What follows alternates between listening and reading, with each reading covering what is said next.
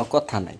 যখন খাইতে বসে দুনিয়ার কথাবার্তা যত আছে সব কয়। আচ্ছা শুনি, এখন প্রত্যেকের মুখ থেকে আইনা ব্যক্তি টাঙ্গাইলা আমাগর একজনের মুখ থেকে একটা করে টাঙ্গাইলের ভাষা শুনতে চাই। দেখি কে সুন্দর করে টাঙ্গাইলের ভাষা বলতে পারে।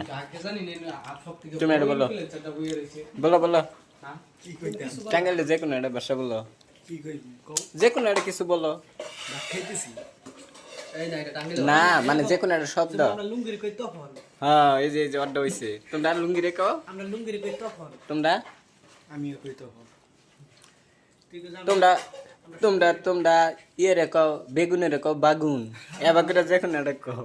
তোরা কি কস কো?